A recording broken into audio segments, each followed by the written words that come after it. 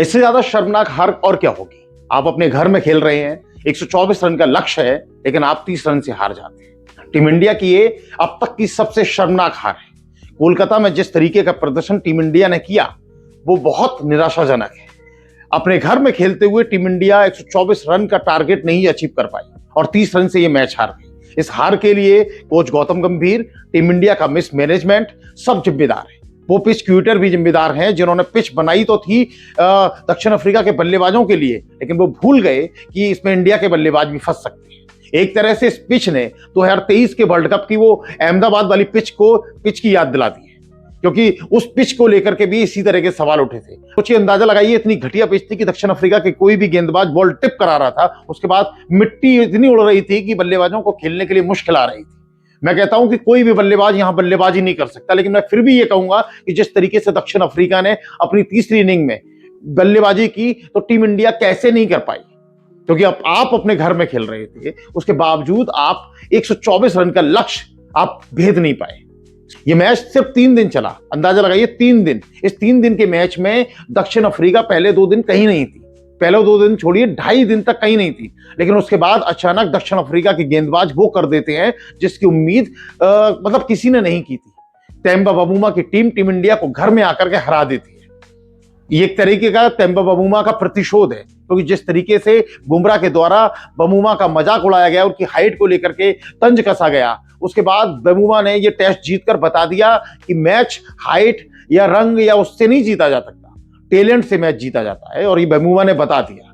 बबूमा आप तक जितने भी टेस्ट मैच खेले हैं, दक्षिण अफ्रीका कोई भी टेस्ट नहीं हारी है। वही इंडिया के इस टेस्ट हार से एक बार फिर से सवाल खड़े हो गए कि क्या टीम इंडिया अपने घर में ही ढेर होने लगी है, क्योंकि पहले ये कहा जाता था कि टीम इंडिया बाहर विदेशी पिचों पर ढेर हो जाती है, लेकिन अब जिस तरीके से अब घर में हारने लगी है उससे कई सवाल खड़े होने लगे, क्योंकि इससे पहले न्यूजीलैंड में टीम इंडिया 3-0 से हार गई थी, उससे WTC में फाइनल में पहुंचने का सपना टूट गया था, और अब फिर से WTC के मतलब जगह बनाने को लेकर के एक संकट मंडराने लगा है, क्योंकि अब तक इस सीरीज को जीतने की बात कही जा रही थी, अब इस सीरीज को बचाने की जद्दोजहद टीम इंडिया को करनी होगी। अब कर भी पाएगी नहीं कर पाएगी, इस पर भी सवाल है। सवाल इसलिए कि टीम इंडिया के पास कोई ऐसा खिलाड़ी नहीं है जो डट करके बल्लेबाजी करे, क्योंकि पहले पुजारा, अजिंक्य रहाणे, विराट कोहली, रोहित शर्मा ऐसे बड़े बड़े खिलाड़ी होते थे जिनमें से कोई एक भी टिक जाता था तो मैच का रुख बदल दिया करता था, लेकिन अब ऐसा एक भी खिलाड़ी नहीं है। शुभमन गिल से उम्मीद थी, लेकिन शुभमन गिल पहली ही इनिंग में रिटायर हर्ड हो गए और वो इस पूरे टेस्ट से बाहर ही हो गए। अब वो दूसरा टेस्ट खेलेंगे नहीं खेलेंगे इस पर संशय है, लेकिन जिस तरीके से टीम इंडिया ने प्रदर्शन किया है उससे टीम मैनेजमेंट पर भी सवाल है। सवाल इसलिए है कि अगर आप अपने घर में खेलते हैं तो आप किस तरह की पिच तैयार करते हैं, ऐसी पिच जो आपके बल्लेबाजों को ही मुश्किल में डाल दे, क्योंकि इस बात का हर टीम को एडवांटेज मिलता है कि वो अपने फेवर की पिच बनाती है, लेकिन फेवर के चक्कर में अपनी ही टीम का बेड़ा गर्क करा दे वो पिच क्यूटर, वो किस काम के भला। आप अंदाजा लगाइए कि इसी तरह से 2023 के वर्ल्ड कप के फाइनल में अहमदाबाद में एक पिच तैयार की गई थी जिसे ऑस्ट्रेलिया को फंसाने के लिए कोशिश की गई थी, लेकिन ऑस्ट्रेलिया ने उल्टा टीम इंडिया को फंसा दिया, और 2023 में सोचिए जो टीम इंडिया एक भी मैच नहीं हारी वो वर्ल्ड कप का सीधा फाइनल हार गई। उससे 140 करोड़ देशवासियों का दिल टूट गया, और अब इस टेस्ट मैच से भी करोड़ों देशवासियों का जो क्रिकेट देखते हैं, क्रिकेट को पसंद करते हैं, सबका दिल टूट गया है, क्योंकि 2.5 दिन के अंदर ये टेस्ट मैच खत्म हो गया। आप अंदाजा लगाइए, 5 दिन का टेस्ट मैच 2.5 दिन में खत्म हो गया। आप पिच किस तरह से बना रहे हैं? एक सवाल टीम इंडिया के मैनेजमेंट को लेकर के भी है, क्या आपके पास नंबर 3 का बल्लेबाज नहीं है? क्यों वाशिंगटन सुंदर को नंबर 3 पर खिलाना पड़ा? क्या आपके पास साई सुदर्शन या कोई दूसरा बल्लेबाज नहीं था? क्या ध्रुव जुरेल को नंबर 3 नहीं लाया जा सकता था? मैं वाशिंगटन सुंदर की बल्लेबाजी पर सवाल नहीं उठा रहा हूं, मैं सवाल उठा रहा हूं टीम मैनेजमेंट पर। क्या आपके पास हार्डकोर बल्लेबाज नहीं बचे हैं?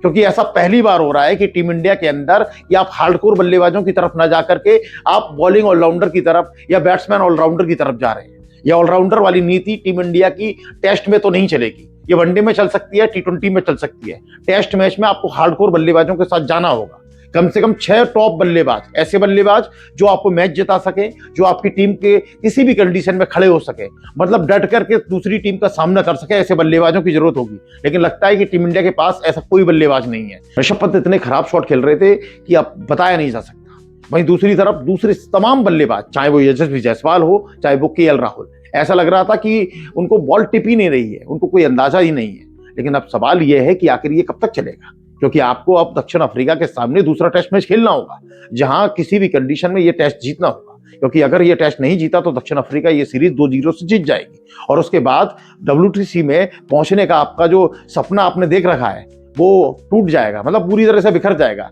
अभी दक्षिण अफ्रीका चौथे नंबर पर है और आप 3 नंबर, इंडिया 3 नंबर पर। मुझे लगता है इस टेस्ट मैच के बाद ये जो अंक तालिका है इसमें बड़ा फेरबदल होगा और टीम इंडिया बहुत ज्यादा पीछे फिसड़ जाएगी। अब टीम इंडिया के जो मैनेजमेंट है, जो हेड कोच है गौतम गंभीर, आखिर वो किस तरह की टीम बना रहे हैं ये उनको खुद को भी सोचना होगा, क्योंकि टेस्ट टीम इस तरह से नहीं चलती है।